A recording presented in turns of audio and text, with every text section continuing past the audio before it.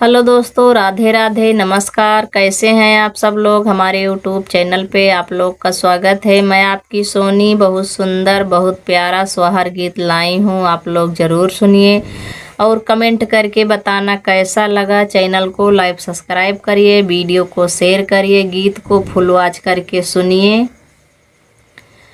ए सखिया लालई पियर घुना घुनवा नन दोई राजा लावई नन दोई राजा लाए न हो। सखिया लालई पियर घुना घुनवा नन दोई राजा लावई नन दोई राजा लामाई हो। ससुर दुअरा पे बांधो हाथी घोड़ा नन दोई राजा मांगई नन दोई राजा मांगाई हो। ससुर दुअरा पे बांधो हाथी घोड़ा नन दोई राजा मांगई नन दोई राजा मांगाई हो। बोलिया तऊ बोलियु मोरी सरहज तऊ बोलायु ना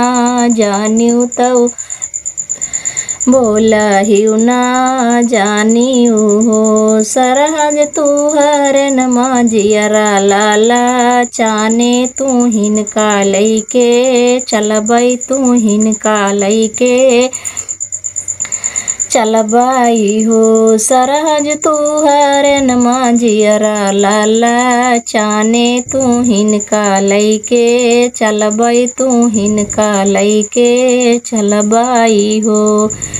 अंगना माँ बैठै नाना दोई मुसुकिया हमका मारई मुसुकिया हमका माराई हो। सरहज तू हरन मामाना मरलो भाने तू हिनका लैके चलबई तू हिनका लैके चलबाई हो।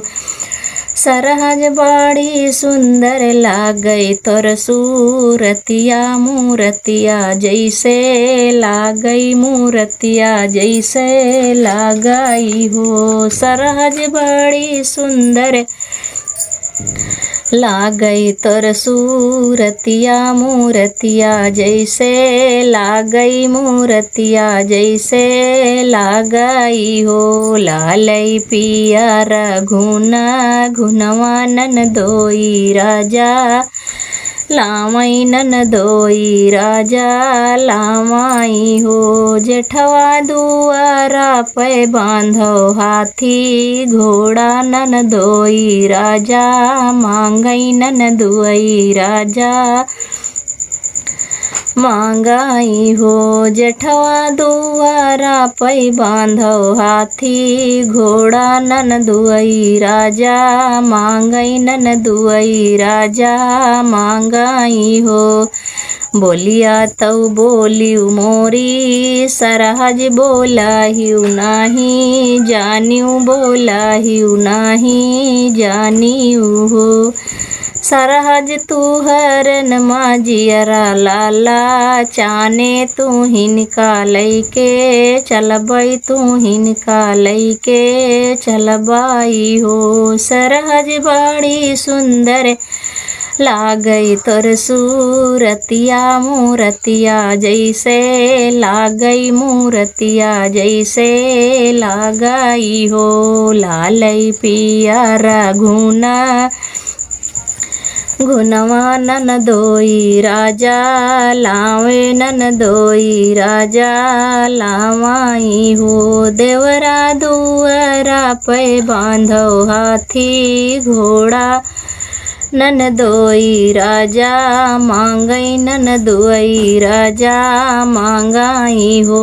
देवरा दुआरा पे बांधो हाथी घोड़ा नन दुआई राजा मांगई नन दुआई राजा मांगाई हो।